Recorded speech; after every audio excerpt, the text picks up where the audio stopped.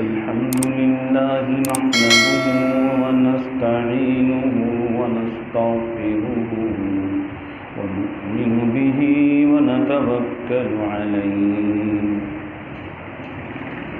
ونعوذ بالله من شرور أنفسنا ومن سيئات أعمالنا من يهده الله فلا مضل له ومن يضلله فلا هادي له ونشهد أن لا إله إلا الله وحده لا شريك له ونشهد أن سيدنا وسندنا وحبيب ربنا وطبيبنا وطبيب قلوبنا ومولانا محمدا عبده ورسوله صلى الله تعالى عليه وعلى آله وأصحابه وبارك وسلم تسليما كثيرا مولاي صل وسلم دائما أبدا على حبيبك من زالت به العصور أما بعد أعوذ بالله من الشيطان الرجيم بسم الله الرحمن الرحيم وعاشروهن بالمعروف صدق الله مولانا العلي العظيم وصدق رسوله النبي الكريم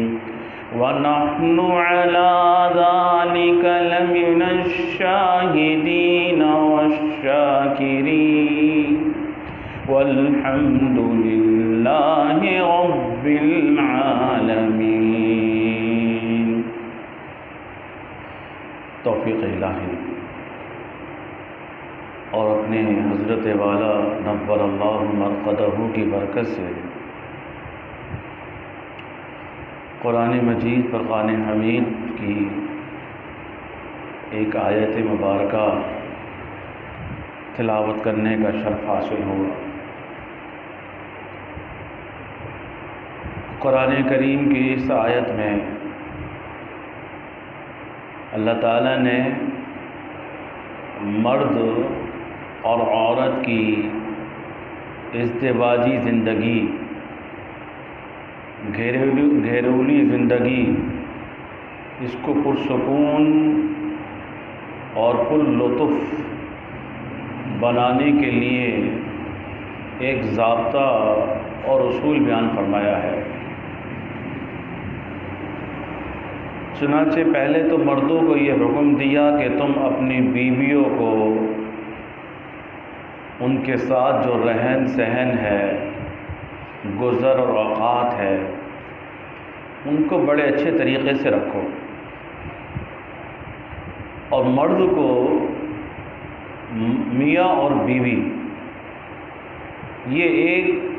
زندگی کی گاڑی کے دو پہیے ہیں. جب یہ زندگی کی گاڑی کے دونوں پہیے صحیح رہیں گے تو گاڑی چلتی رہے گی، گھر کی گاڑی صحیح چلے گی، دوڑے گی. اگر اس میں سے ایک پہیہ الگ کر دیا جائے تو یہ گاڑی جو ہے اس کا ایکسیڈنٹ ہو جائے گا. تو اس لیے مرد کے لیے پہلا حکم یہ فرمایا کہ مرد سمجھدار بھی ہے، حاکم بھی ہے اور عقل مند بھی ہے، اور اس کے اس کی بنسبت جو عورت ہے، جو اس کی بیوی ہے، اس کے لیے یہ ہے کہ فرمائے کہ تو ناقصات العقل بھی ہے اور ناقصات الدین بھی ہے، عقل میں بھی ناقص ہے اور دین میں بھی ناقص ہے۔ اس نے ہمارے حضرت رحمۃ اللہ علیہ فرمایا کرتے تھے کہ بھائی جو گھر چلتا ہے نا وہ مرد کی سمجھداری سے چلتا ہے، عورت کی سمجھداری سے گھر نہیں چلتا۔ گزارا جو ہوگا تو مرد نے گزارا کرنا ہے، اور یہی وجہ ہے کہ اللہ تعالیٰ نے اس مرد کو چونکہ حاکم بنایا ہے، عقل دی ہے، شعور دیا ہے، سمجھداری دی ہے، تو طلاق کا اختیار بھی اللہ تعالیٰ نے مرد کو دیا ہے، بیوی کو طلاق کا اختیار نہیں دیا، شوہر کے پاس ہے۔ اور اگر یہ طلاق کا اختیار اگر اللہ تعالیٰ عورتوں کو دے دیتے تو پھر ہر گھر میں طلاق ہوتی، ہر گھر میں طلاق ہوتی۔ تو یہی وجہ ہے کہ عورت کو طلاق کا اختیار اس لیے نہیں دیا گیا کہ یہ عورت ناقصات العقل ہے، ناقصات الدین ہے اور بہت زیادہ جذباتی ہے، اور اس جذباتی پن کی وجہ سے بسا اوقات اپنے گھر کو اجاڑ لیتی ہے، برباد کر لیتی ہے۔ تو اللہ تعالیٰ نے اصلاح کا آغاز کہاں سے فرمایا ہے کہ پہلے مردوں کو حکم دیا جا رہا ہے کہ تم اپنی گھر والیوں کا، اپنی بیویوں کا، تم ان کا خیال رکھو، تمہاری طرف سے کوتاہی نہیں ہونی چاہیے، ان کے خرچے میں، نان و نفقہ میں، ان کے رہن سہن میں، ان کی ضروریات کی کفالت میں، اس کو پورا کرنے کا تم پورا لحاظ رکھو، خیال رکھو۔ اور پھر یہ بھی فرما دیا کہ اس کے باوجود بھی ایسا ہوگا کہ تمہیں اس کی کوئی بات بری لگے گی، تو پھر یہ ضابطہ بیان فرمایا ہے کہ دیکھو اگر اس کی طرف سے کوئی تمہیں برائی پہنچے یا کوئی بات ناگوار ہو تو اس ناگواری کو تم برداشت کر لو، اس لیے کہ جو وقتی طور پر جو تمہیں اس کی طرف سے ناگواری پہنچی ہے، اب تمہاری سمجھداری یہ ہے، عقل مندی یہ ہے کہ اس ایک ناگواری کو بنیاد مت بناؤ، اسی کو بنیاد بنا لیا جھگڑے کی بنیاد، بلکہ اس وقت تم ٹھنڈے ہو جاؤ اور اس کے ساتھ پھر تم یہ اس وقت غور کرو، یہ سوچ لو کہ ارے بھائی اس میں ابھی یہ جو اس کی طرف سے ناگواری آئی ہے، طبیعت میں ناگواری پیدا ہوئی ہے، اس کے اس مزاج کی وجہ سے یا کسی عادت کی وجہ سے یا کسی بات کی وجہ سے، تو اس ناگواری کو جو ہے یہ تو ایک بات ہے، اور ہمارے حضرت فرمایا کرتے تھے بھائی اس میں اگر ایک برائی ہے تو 100 اچھائیاں بھی ہیں، تو اس وقت فرماتے تھے کہ ان اچھائیوں کا تم استحضار کر لو، کہ تم جب یہ سوچو گے کہ ابھی تو اس پہ غصہ آ رہا ہے اور یہ اس کی اس حرکت کے اوپر یہ بات، یہ جو ناگواری پیش آ رہی ہے، تو یہ تو سوچو کہ اس کے علاوہ اور کتنی ساری باتیں ایسی ہیں جو اس کی بہت اچھی ہیں، کتنی ساری اس کی عادتیں کتنی اچھی ہیں جس سے تمہیں راحت پہنچتی ہے۔ تو اگر تمہیں ایک بات سے اگر تکلیف پہنچی ہے، رنج پہنچا ہے، صدمہ پہنچا ہے، تو ارے ایک بات کو تم اس کو بنیاد بنا کے جھگڑا کر رہے ہو اور اس خوشگوار ماحول کو تم برباد کر رہے ہو، خراب کر رہے ہو، تو اس کی جگہ یہ تو سوچ لو کہ کتنی ہی باتیں کتنی اچھی بھی ہیں جن سے راحت پہنچتی ہے۔ اس پر حضرت رحمۃ اللہ علیہ یہ فرمایا کرتے تھے، یہ سوچو کہ یہ میرے ایمان کی محافظن ہے،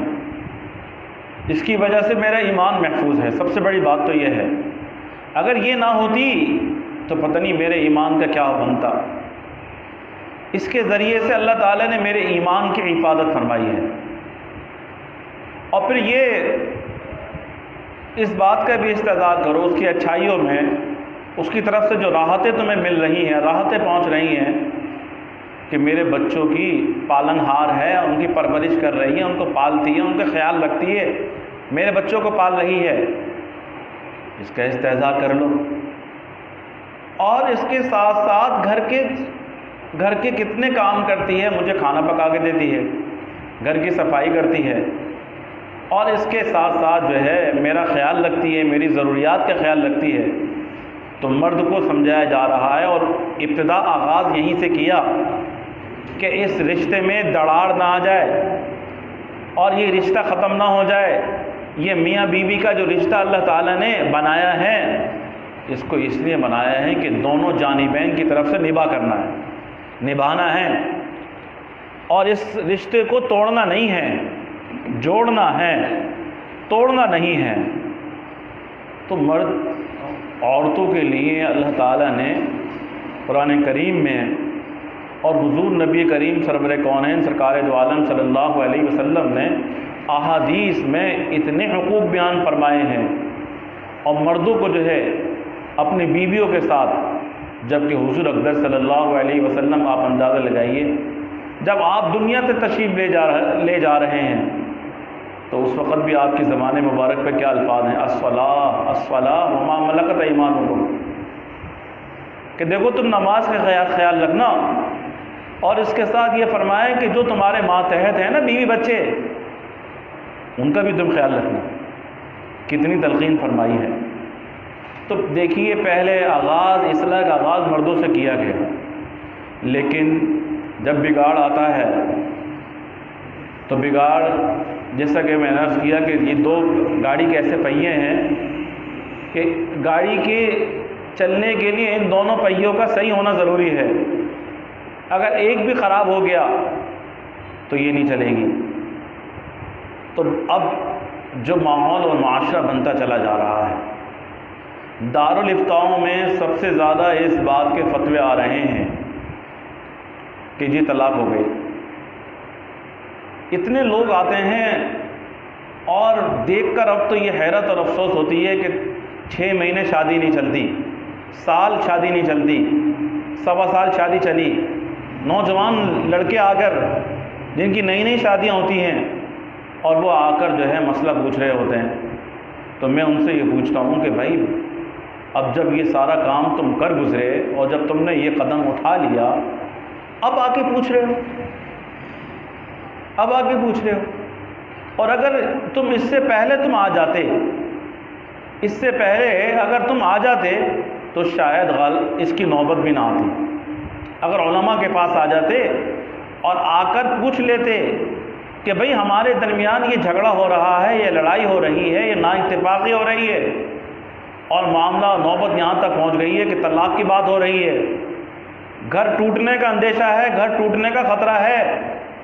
آپ ہماری رہنمائی فرما دیں کہ ہم کیا کریں۔ اگر آپ پہلے آ جاتے تو شاید یہ نوبت ہی نہ آتی، اور اب آپ یہاں پر آئے ہیں۔ اب جو بات عرض کرنے والی ہے وہ میں اب بات کر رہا ہوں۔ اکثر و بیشتر جو نوجوان لڑکے آ کر جب یہ بات کرتے ہیں، جب ان سے یہ میں سوال کرتا ہوں، وہ کہتے ہیں جی میں تو طلاق دینا نہیں چاہتا تھا، لڑکی نے خود طلاق مانگی۔ طلاقیں پہلے بھی ہوا کرتی تھیں، اور طلاقیں جب ہوا کرتی تھیں تو اس کا سبب ہی کیا ہوتا تھا؟ بنیادی طور پر میاں بیوی کے درمیان لڑائی جھگڑا، غصہ۔ بہت سے لوگ کہتے ہیں جی جناب میں اپنے ہوش میں نہیں تھا، تو بھئی کس ہوش میں نہیں تھے، کیا مقصد؟ کہنے لگے میں غصے سے اتنا پاگل ہو گیا تھا کہ مجھے غصے میں ہوش ہی نہیں رہا، میں نے 3 طلاق دے دی۔ تو حضرت اس پہ فرمایا کرتے تھے بتائیے کیا کوئی شخص جو ہے محبت میں بھی طلاق دیتا ہے؟ طلاق تو ہمیشہ غصے کی حالت میں ہی دیتا ہے، تو غصے کی حالت میں جو طلاق دی تو طلاق تو ہو گئی۔ تو پہلے تو یہ ہوا کرتا تھا میاں بیوی کے درمیان جھگڑا ہو گیا، کسی بات کے اوپر ناراضگی ہو گئی،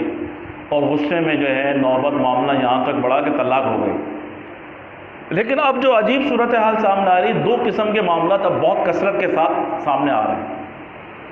ایک تو یہ ہو رہا ہے کہ خواتین کی طرف سے نوجوان لڑکیاں جن کی نئی شادی ہوتی ہے،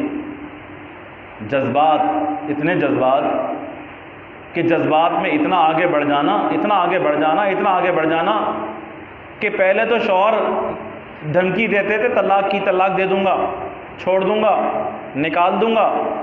اب تو وہ عورتیں شوہروں کو دھمکیاں دیتی ہیں، اور وہ دھمکیاں بھی نہیں، صرف دھمکی نہیں بلکہ ڈھٹائی کے ساتھ،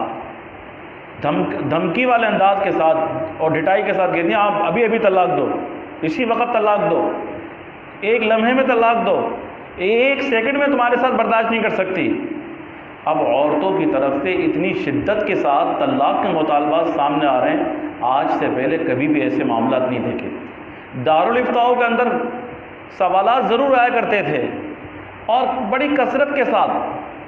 جو سوالات آتے ہیں، ایک طلاق کا سوال بہت زیادہ آتا ہے، اور دوسرا وراثت کا آتا ہے، اور وراثت کا بھی اس وقت آتا ہے جب ساری وراثت لوگ ہڑپ کر جاتے ہیں، اور ہڑپ کرنے کے بعد پھر جب جھگڑے شروع ہوتے ہیں، اب جھگڑے شروع ہونے کے بعد پھر اب ہوتا ہے کہ جناب اب تقسیم کیسے کریں، سرہ ہی نہیں مل رہا یہاں پر، تو آخر میں تھک ہار کر اب جب سرہ ہاتھ میں نہیں آتا، کہیں سے کوئی سرہ ملتا نہیں ہے، پھر آگے خیال آتا چلو جی اب مفتی صاحب کے پاس جا کے مسئلہ پوچھتے ہیں، کوئی سرہ وہاں سے پکڑ کے دیں گے۔ تو طلاقیں پہلے بھی ہوا کرتی تھیں، لیکن اب جو طلاق کی نوعیت، ہمارا ماحول اور معاشرہ، یہ موبائل ٹیلی فون، اس کے استعمال، انٹرنیٹ کے استعمال کی وجہ سے ایسا نیا بگاڑ شروع ہوا ہے کہ اب لڑکیاں خود طلاق مانگ رہی ہیں، خود طلاق مانگ، ابھی طلاق چاہیے، اسی وقت طلاق چاہیے۔ تو جن لڑکوں سے پوچھتے ہیں کہ بھائی تم نے طلاق کیوں دی تھی، وہ کہتا ہے جناب میں تو طلاق دینا نہیں چاہتا تھا، لیکن اس نے مانگی اور وہ بضد تھی، بہت اصرار کر رہی تھی، اور اس نے اتنا زیادہ مجھے مجبور کیا کہ تم مرد کے بچے نہیں ہو، اگر مرد کے بچے ہو تو مجھے طلاق دو۔ تو جب اتنی بات کی اس نے اور ایسا برغلایا اور اتنا بھڑکایا تو میں نے اس کو طلاق دے دی۔ اب دیکھیے طلاق بھی دے کر آتے ہیں تو کیسی طلاق دیتے ہیں، 3 طلاقیں اکٹھی دے دیتے ہیں، طلاق مغلظہ۔ اب تو کوئی کسر بچی نہیں نا، جب کوئی کسر نہیں بچتی پھر راستہ ڈھونڈتے ہیں، پھر راستہ تلاش کرتے ہیں، کوئی راستہ نکل آئے۔ 99% جو طلاقیں ہوتی ہیں، 99% ان طلاقوں کے بعد میاں بیوی دونوں کو ندامت ہوتی ہے، دونوں کو ندامت ہوتی ہے، اور دونوں یہ چاہتے ہیں کہ کوئی راستہ نکلے، چونکہ اب اندھیرا نظر آ گیا نا، اب تو ایک داغ پڑ گیا، اب تو یہ تو ایسا داغ لگ گیا، اگر مرد ہے تو کوئی اس کو دوسری عورت عام طور پر کہیں گے یہ تو اس نے پہلی بیوی کو طلاق کیوں دی تھی،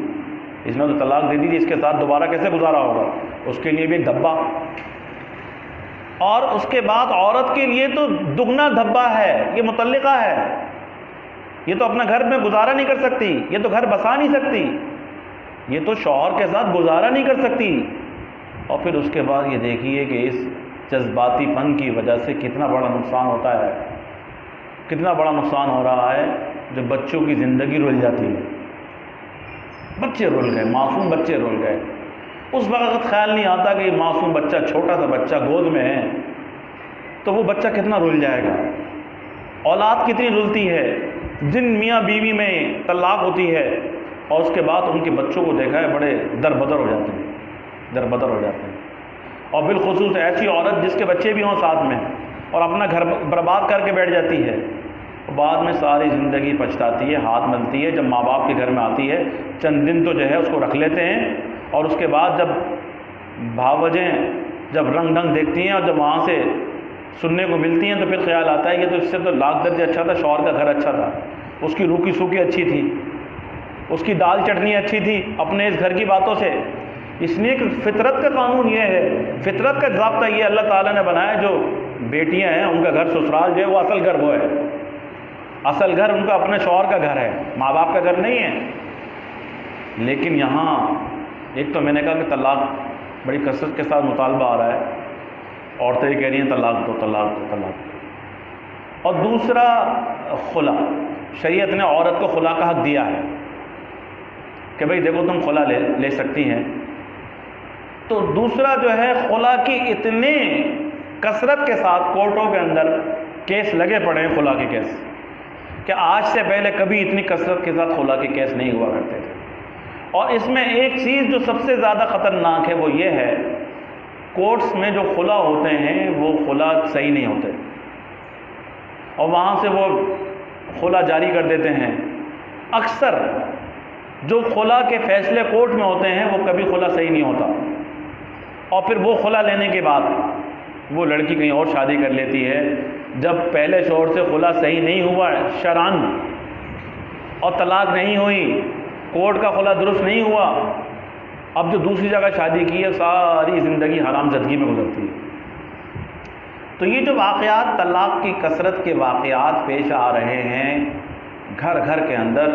اتنی کثرت کے ساتھ ہیں کہ نئی شادیاں ہو رہی ہیں اور 6 مہینے سال سوا سال کے بعد طلاق, 6 مہینے سال سوا سال کے بعد طلاق. تو میری دینی ماؤں بہنوں سے گزارش یہ ہے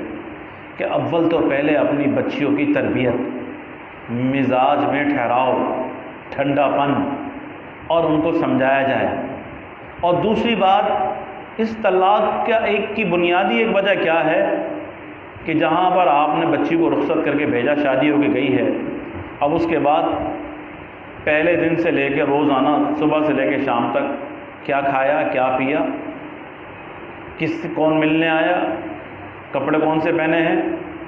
پوری سسرال کی اس کی ہسٹری اس کے موبائل پر ٹیلی فون پر سننا, ساری ہسٹری معلوم کرنا روزانہ یومیہ. کیا ضرورت پڑی ہے؟ اس کے دکھڑے سارے سننا. جہاں پر مائیں اپنی بیٹیوں کے دکھڑے سنیں گی نا ٹیلی فون پر, یقین کیجئے اکثر ان گھروں میں وہ گھر نہیں بستے جہاں پر ماں نے اپنی بیٹی کی عنایت لی. ماں بگاڑ آتا ہے, باپ پھر سمجھدار ہوتا ہے, باپ تو اتنی بات ہی نہیں کرتا, نہ اس کے بعد اتنا ٹائم ہے کہ روزانہ اپنی بیٹی سے ٹیلی فون اور سسرال میں فون کر کے حال حوال کرے کہ کیا حالت ہے, مہینوں میں کبھی ایک دفعہ بات کر لے گا. لیکن ماں, یہ ماں کی محبت ایسی ہوتی ہے کہ یہ ایسی محبت ہے بگاڑنے والی محبت. اولاد اکثر بگڑے گی ماں کی محبت کی وجہ سے بگڑتی ہے. ماں ایسی محبت کرتی ہے جس سے بگاڑ آتا ہے. باپ کی محبت ایسی محبت نہیں ہے کہ بگاڑ آئے, گھروں میں فساد آئے. اب وہ جو ماں اپنی بیٹی کی حمایت لی, اچھا تیرے شوہر نے یہ کہا, تیری ساس نے تجھے یہ بول دیا, تیری نند نے, تو نے اس کو یہ کہنا ہے, آگے تو نے پورا اس کا جو ہے اس کی میموری کے اندر فیڈنگ روزانہ ہو رہی ہے. تیرا شوہر آئے تو اس کی جا کو بتائی ہو. اب وہ شوہر بیچارہ تھکا آ رہا ہے, دن بھر کا تھکا آ رہا ہے, کس لیے آ رہا ہے؟ اللہ تعالیٰ نے ازواجا لتسکنوا الیہا, اللہ نے جو رشتہ بنایا ہے یہ سکون کے لیے بنایا ہے, جھگڑوں کے لیے نہیں بنایا. اب وہ پورے دن کا تھکا آ رہا, کام کاج سے, نوکری سے, ملازمت سے, کاروبار سے گھر پہنچتا ہے کہ اپنے گھر میں پہنچوں گا تو مجھے سکون ملے گا. دیکھیے کتنی بڑی فضیلت کی بات ہے, وہ عورت جس کو دیکھ کے اس کے شوہر کا دل خوش ہو جائے, کتنی بڑی فضیلت ہے. وہ عورت جس کو دیکھ کر اس کے شوہر کا دل میں سکون آ جائے, خوش ہو جائے. بیوی شوہر کو دیکھ کے خوش ہو جائے, شوہر بیوی کو دیکھ کے خوش ہو جائے. فرمایا کہ یہ عورت ایسی ہے کہ اس عورت کے لیے پرندے ہواؤں میں, فرشتے آسمانوں میں, مچھلیاں سمندر میں, اور چونٹیاں اپنے بل میں, اور درندے جنگلوں میں اس کے لیے استغفار کرتے ہیں. اس عورت کے لیے جو اپنے شوہر کو دیکھ کے خوش ہو جاتی ہے اور شوہر اس کو دیکھ کے خوش ہو جاتا ہے, ایسا رشتہ اللہ تعالیٰ نے بنایا ہے. اب وہ جب شوہر واپس آیا, دن بھر کا تھکا آ رہا, اس نے فوراً کہانی شروع کر دی, آج تو میرے ساتھ یہ ظلم ہوا ہے, نند نے یہ بولا ہے, ساس نے یہ بولا ہے, یہ تانا دیا ہے, یہ تانا دیا ہے. اب پیچھے سے فیڈنگ کیا ہوتی ہے؟ ماں کی فیڈنگ ہوتی ہے. اس کی میموری کے اندر آج تیرا شوہر آیا تو ذرا تو اس کو بتا تو صحیح کہ میرے ساتھ اس گھر میں کیا زیادتیاں ہو رہی ہیں. اب گھر میں ایک فساد شروع ہو گیا, گھر میں فساد شروع ہو گیا. ہمارے حضرت رحمۃ اللہ علیہ اس بات پہ فرمایا کرتے تھے اگر شوہر ظالم امت حجاج بن یوسف بھی ہو اور بیوی رابعہ بصریہ بھی ہو تو اس رابعہ بصریہ کو اس حجاج بن یوسف کے ساتھ گزارا کرنا ہے. یہ نہ سمجھو کہ میں رابعہ بصریہ ہوں, میں تو اب اس سے بڑھ کر کیا مثال ہوگی. اگر کسی عورت کے لیے یہ کہہ دیا جائے اس کی خوبیوں کو بیان کرنے کے لیے کہ یہ اس وقت کی, اس موجودہ دور کی رابعہ بصریہ ہیں, اور اس کے نصیب میں شوہر کون سا لکھا ہو؟ ظالم امت حجاج بن یوسف لکھا ہو, تو فرمائیں کہ یہاں پر بھی نباہ ہو سکتا ہے. یہاں نباہ کیسے ہوگا؟ اس رابعہ بصریہ کو, اس عورت کو اپنے اس ظالم شوہر حجاج بن یوسف کے ساتھ گزارا کرنا ہے, ہر حال میں کرنا ہے. گھر کو توڑنا نہیں ہے, گھر کے سکون کا برباد نہیں کرنا. ہمارے حضرت رحمۃ اللہ علیہ فرمایا کرتے تھے ناگواری کو خوشگواریوں میں تبدیل کر دو. وقتی صبر کر لو، کچھ وقت ایسا آئے گا کہ وقتی طور پر تمہیں ناگواریاں پیش آئیں گی، تکلیفیں آئیں گی، لیکن جس عورت نے اپنے ازدواجی زندگی کے شروع کے دور اور زمانے کے اندر جس نے صبر کر لیا، بعد میں وہی راج کرتی ہے۔ جس نے صبر کر لیا، بعد میں اس کی زندگی بالکل رانیوں جیسی گزرتی ہے، مالکن ہو جاتی ہے، پھر اسی کا حکم چلتا ہے۔ لیکن جہاں پر شروع میں گھر میں، جیسے کہ میں نے عرض کیا کہ بگاڑ جہاں سے آ رہا ہے، وہ بگاڑ ماں کی طرف سے، بہنوں کی طرف سے ساری رام کہانی سننا، ساری اول سے لے کے آخر تک ایک ایک چیز تفصیل سے سننا، فون کرنا، روزانہ بات چیت کرنا، یہ بہت نقصان کا باعث ہے۔ اس چیز کو آپ ختم کر دیجئے۔ اپنی بیٹی کو جب رخصت کر رہے ہیں، بیٹا آپ رخصت ہو گئی، آپ یہاں سے گئیں، اب آپ کا اصل گھر وہ گھر ہے، ہمیں اپنے اس گھر کے بارے میں کچھ نہ بتانا۔ ہم کبھی زندگی میں اس بات کو نہیں سنیں گے اپنے کانوں سے کہ تیری ساس کیسی تھی، تیری نندے کیسی ہیں، تیرا شوہر کیسا ہے، تو کس طرح رہ رہی ہے۔ بس اب تو نے جہاں تیرا نصیب لکھا تھا، دانا پانی اللہ تعالیٰ نے تیرا لکھ دیا تھا، جہاں تیرا رشتہ اللہ نے لکھا تھا، تو نے وہاں جا کے اب گزارا کرنا ہے۔ پرانے دور کے لوگ کہا کرتے تھے ڈولی نکلی ہے تو اب اس گھر سے ڈولی اٹھے گی، یہ سوچ کے جانا ہے، اس گھر میں واپس نہیں آنا، اس گھر میں واپس نہیں آنا۔ اور پھر دوسرا دوہرا غضب اور ظلم کیا ہوتا ہے، جب یہاں سے معاملات کے بگاڑ تو یہاں سے شروع ہوا، بچی گئی اور ماں کی طرف سے روزانہ فون، روزانہ اس کی خیریت، روزانہ باتیں پوچھنا، اور پھر تھوڑی دنوں کے بعد، چند دنوں کے بعد نئے معاملے کے اندر وہ کبھی روٹ کے آ گئی، تو اس کو کیا کرتے ہیں، ماں باپ بٹھا لیتے ہیں، اس کی حمایت لے لیتے ہیں۔ جہاں جس گھر میں ماں باپ نے اپنی بیٹی کی حمایت لی، ہمارے حضرت فرماتے تھے اب وہ گھر جو ہے نہیں بنے گا، بگڑے گا، ٹوٹے گا، بہت مشکل ہے۔ جہاں حمایت لے لی نا، اب بننا بہت مشکل ہے کہ گھر سنور جائے، وہ گھر برباد ہوتا ہے، گھر ٹوٹ جاتا ہے، وہ رشتہ ٹوٹ جاتا ہے۔ اس لیے کبھی بھی جب بیٹیاں ملنے آئیں، ان سے نہ پوچھو تم کس حال میں رہ رہی ہو، جس حال میں بھی اللہ کا شکر ادا کرو، ان سے خود نہ پوچھو، اور اگر وہ کچھ بات بتائیں بھی بولو ہمارے گھر پہ آ کے مت بتاؤ، ہمیں اپنے گھر میں جو ہے یہ باتیں ہم سے مت کرو، اب تمہارا نصیب ہے جو اللہ نے لکھا ہے، تم نے گزارا کرنا ہے۔ وقتی طور پر تنگی آئے گی، تکلیف آئے گی، پریشانی آئے گی، اور اس کے بعد کیا ہوگا، پھر راحت کا دور شروع ہو جاتا ہے، پھر آسانیاں، راحت وہ شروع ہو جاتی ہیں۔ تو میری دینی مائیں بہنیں، آج کی جو معروضات ہیں، ان معروضات کا خلاصہ یہ ہے، ازدواجی زندگی میں سکون آ جائے، ازدواجی زندگی میں خیر آ جائے، گھروں میں سکون آ جائے، گھر گھر سے فساد ختم ہو جائے، یہ جھگڑے ختم ہو جائیں، یہ گھر گھر کے اندر جو طلاق کے بڑھتے ہوئے کثرت کے ساتھ جو واقعات پیش آ رہے ہیں، بچیوں کی شادی کی، ماں باپ رخصت کرتے ہیں شادی خانہ آبادی کے لیے، گھر بسانے کے لیے، وہ گھر بسنے کے بجائے گھر برباد ہو رہے ہیں، تباہ ہو رہے ہیں۔ تو ہماری دینی مائیں بہنیں غور فرمائیں، اس کے اسباب کی طرف غور کریں، وجوہات کی طرف غور کریں۔ حدیث میں آتا ہے کہ اللہ تعالیٰ کی بارگاہ میں جو مباح کام ہے نا، ان مباح کاموں میں سب سے مبغوض ترین کام کیا ہے، طلاق دینا۔ سب سے مبغوض ترین کام جو اللہ تعالیٰ کو سب سے زیادہ سخت ناپسند ہے، وہ طلاق دینا ہے۔ اور شیطان جو ہے روزانہ سمندر پہ اپنا تخت بچھاتا ہے، اس کے بعد اپنے چیلے چاٹوں کو جمع کرتا ہے، ان سے پورے دن کی کارگزاری سنتا ہے، ہاں بھائی سناؤ تم نے کیا کیا، تم نے کیا کیا، تم نے کیا کیا، سب سناتے ہیں میں نے یہ کیا، کسی نے نماز پڑھنے کا خیال آیا تھا، میں نے اس کو ایسا دل میں خیال ڈالا، اس کو نماز چھڑوا دی، کسی کو روزہ چھڑوا دیا، کسی کو زکوٰۃ دینے سے میں نے ہٹا دیا، کسی نے کوئی صدقہ دینا چاہتا تھا اس کو صدقے سے روک دیا، سب سنتا ہے۔ ایک شیطان، چھوٹا سا شیطان شتونگڑا جو ہے وہ کھڑا ہوتا ہے، کہتا ہے جی میں نے ایک کام یہ کیا ہے کہ میاں بیوی جو ہے آپس میں بہت زیادہ محبت اور اتفاق سے رہا کرتے تھے، تو میں نے ان دونوں کے درمیان جو ہے ایک چھوٹی سی معمولی سی بات پہ ان دونوں میں جھگڑا پیدا ہوا، اور میں نے اس جھگڑے کو، چھوٹی سی بات کو اتنا بھڑکایا کہ نوبت طلاق تک پہنچ گئی اور میاں بیوی میں جدائی ڈال دی۔ شیطان بولتا ہے واہ، یہ ایک اصل کام تو نے کیا ہے، یعنی شیطان کو سب سے زیادہ جو پسندیدہ کام، شیطان کا سب سے زیادہ پسندیدہ مشغلہ کیا ہے؟ میاں بیوی میں طلاق ڈلوا دینا، گھروں کو برباد کر دینا، گھر میاں بیوی میں جدائی ڈالنا، یہ شیطانوں کا سب سے پسندیدہ مشغلہ ہے۔ اور اس مشغلے کے اندر بہت سارے لوگ بھی ملے ہوئے ہوتے ہیں، بہت سے لوگ رشتے دار ہوں گے۔ جب کبھی ایسا معاملہ ہو جائے اگر میاں بیوی کے درمیان ہو تو اپنے کبھی دوستوں سے ذکر نہ کرے، کسی اللہ والے کے پاس چلا جائے، کسی عالم کے پاس چلا جائے، ان سے رہنمائی لے لیں کہ آپ حضرت ہمیں بتائیے ہمارے درمیان یہ جھگڑا ہے، ہم کیا کریں۔ عام طور پہ جو اپنے دوستوں کو وہ لڑکی اپنی سہیلیوں کو بتاتی ہے، وہ اپنے دوستوں سے وہ اور زیادہ بھڑکاتے ہیں، یعنی خراب مشورہ دیں گے، ایسا مشورہ دیں گے اچھا تو اس کا ویسے سیدھا کر، اور لڑکی کی سہیلیاں کہیں گے اچھا اس نے ایسا کیا ہے، اس سے بڑا شیطانی راستہ اس کو دکھا دیں گے۔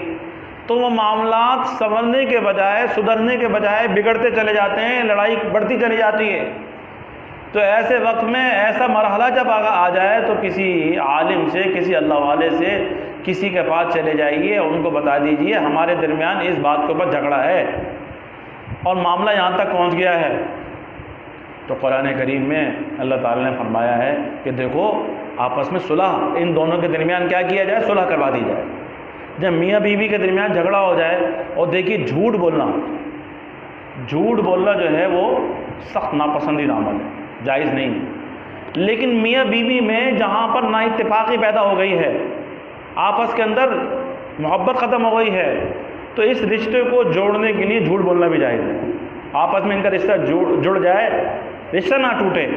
آپس میں ان کے دل مل جائیں، ان دو دلوں کو ملانے کے لیے جھوٹ بولنے کی بھی اجازت دے دی، اتنی اجازت دی ہے، یعنی آپس میں جھگڑا نہ ہو، گھر نہ ٹوٹے، گھر بس جائے، گھر کو بسانے کے لیے جھوٹ بولنے کی بھی اجازت دے دی ہے۔ تو یہ معروضات ہیں کہ ہمیں اس بات کا بہت خیال رکھنا چاہیے، اور معاملات کو اتنا نہیں بڑھانا چاہیے۔ مرد ہیں تو مرد حضرات بھی اس کا خیال کریں، عورتیں ہیں تو وہ بھی اس کا خیال کریں کہ معاملات کو اس قدر آگے نہ لے جائے کہ بات طلاق تک پہنچ جائے، اور اگر معاملہ طلاق تک پہنچ رہا ہے تو پہلے صلح کا راستہ اختیار کر لیں۔ دونوں خاندانوں میں سے کچھ سمجھدار لوگ آپس میں بیٹھ جائیں، یہ قرآن کریم نے راستہ بتلایا ہے، پہلے صلح کی کوشش کریں۔ اگر صلح کی کوشش ناکام ہو جاتی ہے، صلح نہیں ہوتی،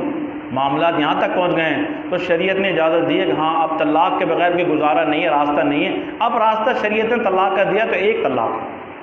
اور وہ بھی طلاق یعنی ماہواری سے پاکی میں آنے کے بعد اور ازدواجی تعلق کے بغیر اس ماہواری کے اندر ایک طلاق دے دی جائے۔ طلاق کی سنت کہلاتی ہے۔ طلاق کا جو طریقہ ہے یہ بھی علماء آپ کو بتائیں گے طلاق دینے کا طریقہ کیا ہے۔ ایک طلاق دے دی جائے، عدت گزر جائے گی، ختم ہو گیا نکاح چاہے، اور اگر بعد میں دونوں عدت کے درمیان دونوں رجوع کرنا چاہیں تو رجوع کا اختیار بھی موجود ہے۔ اب ہوتا کیا ہے کہ جب 3 فائل ایک ساتھ کر دیے اور اب کہتے ہیں جناب کوئی راستہ کوئی نکل آئے، بچے دیکھتے ہیں بچے پریشان، خود دونوں پریشان۔ 99% واقعات ایسے آتے ہیں کہ بعد میں دونوں پچھتاتے ہیں کہ ہم سے غلط کام ہو گیا۔ اس لیے اگر نوبت یہاں تک پہنچتی ہے تو اس کے لیے کہ ایک طلاق، اگر دونوں عدت میں رجوع کرنا چاہیں گے میاں بیوی، آپس میں ان کو احساس ہوگا، اپنی غلطی کا احساس ہوگا، اور بڑا لمبا ٹائم ہے، 3 مہینے کا ٹائم، اور اس میں عام طور پر جو ہے احساس ہو ہی جاتا ہے کہ ہم سے غلطی ہوئی ہے۔ جب غصہ ٹھنڈا ہوتا ہے نا، جذبات ٹھنڈے ہوتے ہیں، اس وقت عقل ٹھکانے لگتی ہے، ہوش آتا ہے کہ یہ کیا کام کر دیا، یہ کیا ہو گیا۔ اب دونوں پچھتاتے ہیں، اور جب پچھتاتے ہیں تو 3 دے چکے ہیں، تو اب پچھتانے کا فائدہ کیا؟ اب تو معاملہ سب ختم، اب کوئی راستہ نہیں ہے اس کا بغیر حلال شرعیہ کے۔ تو اب یہ دیکھیں، اس سے بہتر یہ ہے کہ ہاں جب دونوں خاندانوں میں صلح کی کوششوں کے باوجود بھی صلح کی کوششیں کی اور صلح کی کوششیں کامیاب نہیں ہوئیں، تو شریعت نے کہا ایک دے دو۔ اگر رجوع کرنا ہوگا تو رجوع کرنے کا اختیار بھی ہے، اور اگر رجوع نہیں بھی کیا، عدت بھی گزر گئی،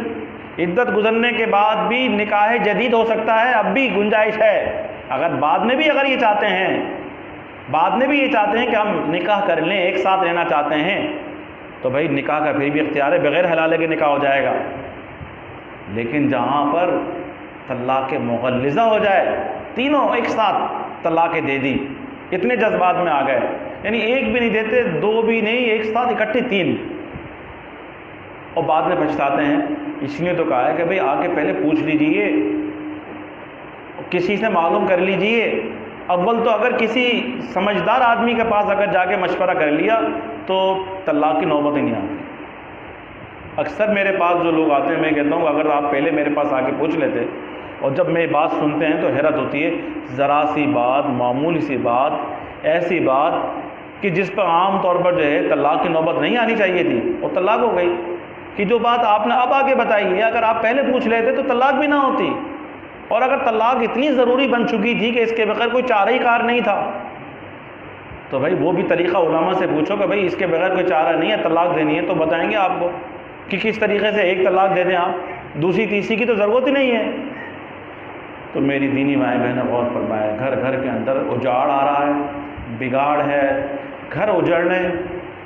بچیاں، ہماری بچیاں جو دوسرے گھر میں جاتی ہیں، پرائے گھر میں جاتی ہیں، تو اس کا خلاصہ حاصل کیا ہے کہ طلاق کی جو نوبت آ رہی ہے، گھروں میں بگاڑ اور لڑائی جھگڑے پیدا ہو رہے ہیں۔ کس کی وجہ سے؟ اپنی بچی سے روزانہ ٹیلی فون پر بات کرنا، روزانہ ساری کی ساری 24 گھنٹے کی ساری کہانی سننا، اور پھر اس کے بعد اس کی میموری میں نئی باتیں فیڈنگ کرنا، تو یہ جھگڑے کا سبب یہ بنتا ہے۔ آپ یہ چھوڑ دیجئے، سکون آ جائے گا۔ بچی کو بتا دیں بھائی آپ کے معاملات آپ جانو، آپ کے گھر کے معاملات ہمارے گھر میں نہیں آنے چاہیے، وہ تذکرہ ہم سے نہ کیجئے، ہم اس کو سننے کے لیے تیار نہیں ہیں۔ ہاں اس کے علاوہ خیر خیریت اگر بات ہے تو وہ بالکل اجازت ہے، منع نہیں ہے، وہ بھی ایک دائرے کے اندر اعتدال کے ساتھ۔ یہ یومیہ روزانہ فون پہ گھنٹوں گھنٹوں بات کرنا، صبح دوپہر شام، یہ جو طلاق کی کثرت کے واقعات پیش آ رہے ہیں، اس کا ایک وجہ یہی ہے موبائل فون۔ سارے کچن میں بیٹھی ہوئی عورتیں، جب بیٹی کو فون ملا لیا، بیٹی نے ماں کو فون کر لیا، روزانہ بات کرنا، روزانہ بات کرنا، یہ اس کا کیا تک ہے؟ تو یہی وجہ ہے کہ جس کی وجہ سے طلاق کی کثرت ہو رہی ہے، لڑکے بھی طلاق دے رہے ہیں، لڑکیاں طلاقیں مانگ رہی ہیں، خلا کے واقعات پیش آ رہے ہیں، کثرت کے ساتھ خلا کے واقعات پیش آ رہے ہیں، اور اس کے علاوہ بھی اور جو ہمارے معاشرے کے اندر برائیاں جنم لے رہی ہیں۔ تو ان سب سے نجات کے لیے یہ ہے، اللہ نے میاں بیوی کا رشتہ بنایا ہے ازدواجی زندگی پرسکون بنانے کے لیے، بڑا اچھا رشتہ ہے، محبت والا رشتہ ہے، اور اس رشتے کے اوپر جو ہے بڑے فضائل ہیں، اس آپس میں نباہ کرنے کے اوپر بڑی فضیلت ہے، تو اس کا بڑا خیال رکھنا چاہیے، اور حتی الوسع یہ ذہن میں رکھنا چاہیے کہ یہ مرحلہ، معاملہ، جھگڑا یا بات کو اتنا آگے تک نہ لے کے جائیں، اتنا آگے نہ بڑھائیں کہ طلاق کی نوبت آ جائے، گھر اجڑ جائے، فساد پیدا ہو جائے۔ ان سے بچا جائے۔ اللہ تعالیٰ مجھے آپ کے باتوں میں عمل کرنے کو توفیق نصیب